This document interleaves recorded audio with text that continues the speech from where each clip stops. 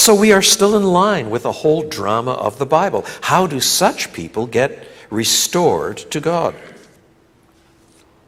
There are a lot of different ways of thinking through this ugliness. Let me read you briefly part of the testimony of a philosopher called Buji셰프sky. He writes, "I have already noted in passing that everything goes wrong without God. That is true even of the good things he has given us, such as our minds. One of the good things I've been given is a stronger than average mind. I don't make the observation to boast.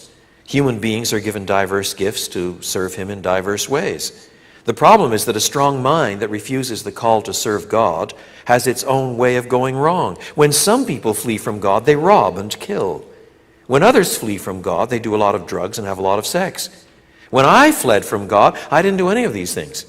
My way of fleeing was to get stupid. Though it always comes as a surprise to intellectuals, there are some forms of stupidity that one must be highly intelligent and educated to achieve.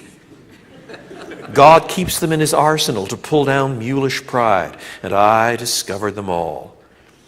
That is how I ended up doing a doctoral dissertation to prove that we make up the difference between good and evil and that we aren't responsible for what we do. I remember now that I even taught these things to students. Now that's sin. It was also agony. You cannot imagine what a person has to do to himself. Well, if you're like I was, maybe you can. What a person has to do to himself to go on believing such nonsense. St. Paul said the knowledge of God's law is written on our hearts, our consciences also bearing witness. That's a quotation from these chapters. The way natural law thinkers put this is to say that they constitute the deep structure of our minds. That means that so long as we have minds, we can't not know them. Well, I was unusually determined not to know them. Therefore, I had to destroy my mind. I resisted the temptation to believe in good with as much energy as some saints resist the temptation to neglect good. For instance, I loved my wife and children, but I was determined to regard this love as merely a subjective preference with no real and objective value. Think what this did to my very capacity to love them.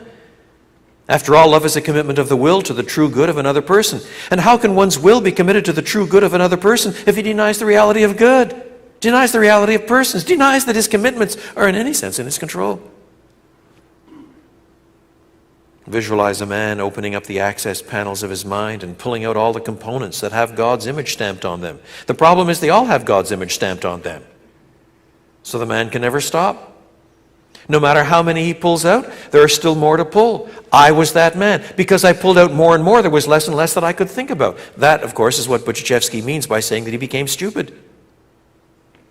Christians have so much to think about. People who write God off and all of his truth have much and much less to think about.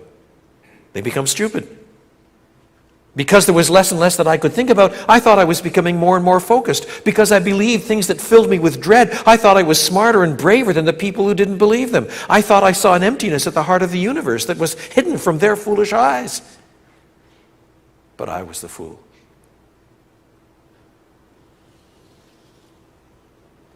Now, all of that is the background that Paul simply presupposes before he gets to this spectacular paragraph that Martin Luther calls the center of the entire Bible.